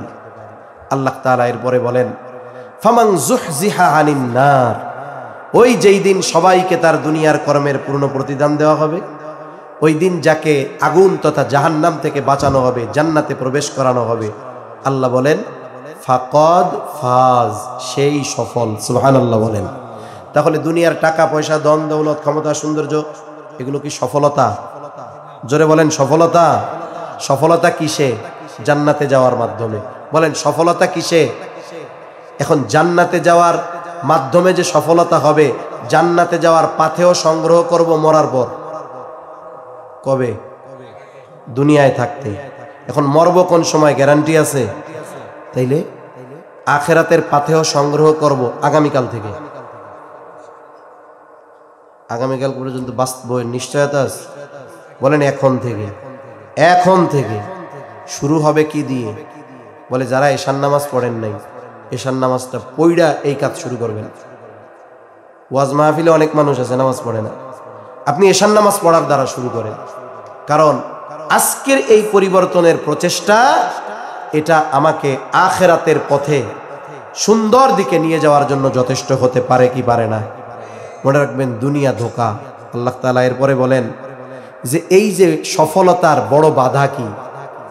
ওমাল হায়াতুদ দুনিয়া ইল্লা মাতাউল গুরুর। এই যে দুনিয়ার খেলতামাশা, দুনিয়া হলো ধোঁকার মতো। কেমন ধোঁকার মতো? আমরা ছোটবেলায় আমাদের সময় অনেক খেলাধুলা ছিল। স্কুল থেকে আসতাম, আসার পরে খুব গুরুত্ব দিয়ে পাটখড়ি আছে আপনাদের এদিকে, অনেক জায়গায় ধঞ্চা হয় আপনাদের এদিকে মনে হয়, এই পাটখড়ির মতোই আইসাই খুব দ্রুততার সাথে ধঞ্চা বা ওই পাটখড়ি দিয়ে আমরা ঘর বানাইতাম। এর উপরে কলার ছাউনি দিতাম, পাতা দিতাম, সাইড দিয়ে কলার পাতা দিয়ে আমরা বেড়া দিতাম, সুন্দর ঘর হইতো। এত যত্ন করে বানাইছি ঘরটা, যে আজান দিত লাথি একটা মাইরা ভেঙে চুরা চলে যেতাম। দুনিয়াটা ঠিক এরকম এক ধোকার জায়গা। এখন আমি যদি এই ধোকার পিছনে পড়ে ওই চূড়ান্ত সফলতাকে হারাই, আমার মতো বোকা বলদ আর কেউ আছে? এজন্য নবীজি বলেন প্রকৃত চালাককে, চালাক হলো সে অল্প দিনের দুনিয়াকে কাজে লাগায়া অনন্তকালের জান্নাতের মালিক হয়। বোকা হলো সে অল্প দিনের দুনিয়ার পিছনে দৌড়ায়া যে অনন্তকালের ব্যর্থতাকে নিজের জন্য বাধ্যতামূলক করে নেয়, সে ব্যর্থ হয়, সফলতাকে হারায়, জান্নাত বঞ্চিত হয়। এ হলো বলদ, বোকা। এখন আমরা বোকা হব না চালাক হব? বলেন, আমরা আল্লাহর রসুলের ভাষায় চালাক হব। এজন্য একটু চিন্তা করব যে আমি আছি, আমার কি কাজ, সফলতার জন্য কি দরকার, তাহলে ইনশাআল্লাহ আমাদের জীবনের পরিবর্তন আসবে। আল্লাহ সুবহানাহু ওয়া তাআলা আমাদের সবাইকে কথাগুলো হৃদয় দিয়ে অনুধাবন করার তৌফিক দান করেন। জবান খুলে বলি আমিন, আরো জোরে বলি আমিন। ওয়া আখিরু দাওয়ানা আনিল হামদুলিল্লাহি রাব্বিল আলামিন। আসসালামু আলাইকুম ওয়া রাহমাতুল্লাহি ওয়া বারাকাতুহু। দুরূদ শরীফ পড়ি। আল্লাহুম্মা সাল্লি আলা মুহাম্মদ ওয়া আলা আলি মুহাম্মাদিন কামা সাল্লাইতা আলা ইব্রাহিম ওয়া আলা আলি ইব্রাহিম ইন্নাকা হামিদুম মাজিদ। আল্লাহুম্মা বারিক আলা মুহাম্মাদিন ওয়া আলা আলি মুহাম্মাদিন কামা বারাকতা আলা ইব্রাহিম ওয়া আলা আলি ইব্রাহিম ইন্নাকা হামিদুম মাজিদ। আলহামদুলিল্লাহি রাব্বিল আলামিন ওয়াল আকিবাতু লিল মুত্তাকিন والصلاة والسلام على خير خلقه محمد وعلى آله وأصحابه أجمعين. ربنا ظلمنا أنفسنا وإن لم تغفر لنا وترحمنا لنكونن من الخاسرين. ربنا آتنا في الدنيا حسنة وفي الآخرة حسنة وقنا عذاب النار. ربنا لا تزغ قلوبنا بعد إذ هديتنا وهب لنا من لدنك رحمة ইন্নাকা আনতাল ওয়াহ্হাব। রব্বুল আলামিন, গভীর রাত পর্যন্ত দিনী আলোচনার পরে গুনাহমাখা হাত আমরা তুলে ধরেছি। আয় আল্লাহ, যে যেখান থেকে হাত উঁচু করেছে আমাদের বিগত জীবনের সব ধরনের গুনাহগুলো মাফ করে দেন। আল্লাহ, আমাদের আত্মীয় স্বজন দেশ বিদেশে যে যেখানে আছে সকলকে মাফ করে দেন। যারা দুনিয়া ছেড়ে চলে গেছে আল্লাহ, সকলকে মাফ করে কবরগুলো জান্নাতের টুকরো বানায়া দেন। আয় আল্লাহ, খাস করে প্রবাসী ও যুব সমাজের উদ্যোগে আজকের এই আয়োজন, প্রবাসী ও যুবক ভাইদেরকে কবুল করেন। খাস করে যারা প্রবাসে আছে আল্লাহ, তাদের সুস্থ রাখেন, ভালো রাখেন, ঈমান আমলের সাথে রাখেন, সুস্থতা ও স্বাবলম্বিতার সাথে পুনরায় মায়ের কোলে ফিরে আসার তৌফিক দান করেন রব্বুল আলামিন। খাস করে আজকের মাহফিল কবুল করে নেন। মাহফিল কামিয়াবির জন্য যে যেভাবে সহযোগিতা করেছে আল্লাহ, গভীর রাত পর্যন্ত যারা ধৈর্যের সাথে বসে থেকেছে আল্লাহ, আয় আল্লাহ, সমর্থন দিয়েছে, সহযোগিতা দিয়েছে, সৎ পরামর্শ দিয়েছে, অর্থনৈতিকভাবে সহযোগিতা করেছে, সকলের সকল প্রকার সাহায্য সহযোগিতা কবুল করেন। ওলামা হযরত যত আলোচনা করেছেন, যে যতটুকু শুনেছে, প্রয়োজনীয় কথাগুলো স্মরণ রেখে আমলের কথাগুলো আমল করবার তৌফিক দেন রব্বুল আলামিন। খাস করে মাহফিলকে এলাকার হেদায়েতের জরিয়া বানায় দেন। কিয়ামত পর্যন্ত মাহফিল জারি রাখার জিম্মাদারি আল্লাহ আপনি নিয়ে নেন। আয় আল্লাহ, খাস করে যারা অসুস্থ আছে সুস্থতা দান করেন। এই এলাকার উপরে খাস রহমত নাজিল করেন। তামাম দুনিয়ার মুসলমানদের জানমাল আপনি হেফাজত করেন। আয় আল্লাহ, সারা দুনিয়ায় মুসলমানেরা মাজলুম, যেখানেই মুসলমানেরা মাজলুম আপনি তাদের জন্য সাহায্যকারী হয়ে যান। আমাদেরকেও মাজলুমদের পাশে দাঁড়ানোর মতো সুযোগ আপনি দান করেন। আয় আল্লাহ, তামাম দুনিয়ার মুসলমানদের এক হওয়ার তৌফিক দেন। আয় আল্লাহ, আমাদের একে অপরের প্রতি হৃদ্রতা ভালোবাসা আপনি বাড়ায়া দেন। লোভ হিংসা অহংকার মুক্ত হৃদয় দান করেন। আয় আল্লাহ, খাস করে মালিক, অভাবীর অভাব দূর করে দেন। ঋণগ্রস্তের ঋণ পরিশোধের তৌফিক দেন। আমাদের সকলকে বরকতময় প্রশস্ত রিজিক দান করেন। বেকার যারা আছে হালাল কর্মসংস্থানের ব্যবস্থা করে দেন। যুবক তরুণ কিশোর যারা আছে আল্লাহ, এদেরকে দ্বীনের উপরে চলা আপনি সহজ করে দেন রব্বুল আলামিন। খাস করে আমরা যারা হাত উঁচু করেছি, আমাদের যাদের মা বাবা দুনিয়া ছেড়ে চলে গেছে, গুনার কারণে যদি কারো মা বাবার কবরে আযাব হয়, কবরের আযাব মাফ করে দেন, কবরগুলো জান্নাতের টুকরো বানায়া দেন। কিয়ামতের দিন হিসাব সহজ করে জান্নাতের ব্যবস্থা আপনি করে দিয়েন। যাদের মা বাবা বেঁচে আছে, সুস্থ দীর্ঘ নেক হায়াত দান করেন। আয় আল্লাহ, আমাদের স্ত্রী সন্তান আমাদের জন্য চক্ষু শীতলকারী হিসাবে কবুল করে নেন। যাদের সন্তান অবাধ্য আছে, সন্তানগুলোকে বাধ্য করে দেন রব্বুল আলামিন। মা বোনদের কবুল করে নেন, পর্দানিশীন বানায় দেন। 5 ওয়াক্ত নামাজ যথাযথভাবে আদায় করার তৌফিক আল্লাহ দান করেন। আয় আল্লাহ, সকল প্রকার পাপাচার, অনাচার, অশ্লীলতা থেকে বেঁচে থাকার তৌফিক ও হিম্মত দেন রব্বুল আলামিন। বেনামাজিদের নামাজি বানায় দেন, সুন্নাতবিহীন মানুষগুলারে সুন্নাতওয়ালা বানায় দেন। আয় আল্লাহ, পরকালের ডাক কখন চলে আসে বলা যায় না। ডাক আসার আগে পরকালের সামান হায়াত থাকতে সংগ্রহ করার তৌফিক দান করেন রব্বুল আলামিন। 3 প্রশ্নের জবাবের আলোকে এই দুনিয়ায় আমল করার তৌফিক আপনি দান করেন আল্লাহ। আল্লাহ, আমাদের সকলকে বারবার মক্কা মদিনা জিয়ারতের তৌফিক দিয়েন। আল্লাহ, আমাদের দেশের উপরে খাস রহমত নাজিল করেন। আসমানি জমিনি সকল বালা মুসিবত থেকে হেফাজত করেন। দ্বীনের ব্যাপারে, দেশের ব্যাপারে, ইসলামের ব্যাপারে দল মত নির্বিশেষে আমাদের ঐক্যবদ্ধ থাকার তৌফিক দেন। আয় আল্লাহ, কার মনে কি চাওয়া জানি না, সবার মনের নেক চাওয়া, নেক আশা কবুল করে নেন। আমাদেরকে আপনার মোহাব্বতের বান্দাদের তালিকায় অন্তর্ভুক্ত করে নেন। আয় আল্লাহ, মালাকুল মউত যথা সময়ে মৃত্যুর পরওয়ানা নিয়ে হাজির হবে। মালাকুল মউত যখন আসবে, আপনি আপনার প্রতিটি বান্দার জবানে তাওহীদের কালিমা নসিব করে দিয়েন। আল্লাহুম্মা ইন্না নাউযু বিকা মিনাল হাম্মি ওয়াল হাযান ওয়াল আজজি ওয়াল কাসাল ওয়াল জুবনি ওয়াল বুখল ওয়া যালা'id দাইন ওয়া গলাবাতির রিজাল। রব্বি ইজআলনি মুকিমাস সালাতি ওয়া মিন যুররিয়্যতি রব্বানা ওয়া তাকাব্বাল দুআ। রব্বানা ইগফির লি ওয়া লিওয়ালিদাইয়া ওয়া লিল মুমিনিনা ইয়াওমা ইয়াকুমুল হিসাব। রব্বানা হাব লানা من أزواجنا وذرياتنا قرة أعين وجعلنا للمتقين إماما رب ارحمهما كما ربياني صغيرا رب ارحمهما كما ربياني صغيرا وصلى الله تعالى على خير خلقه محمد وعلى آله وأصحابه أجمعين آمين برحمتك يا أرحم الراحمين. ভাই চা আছে নাকি?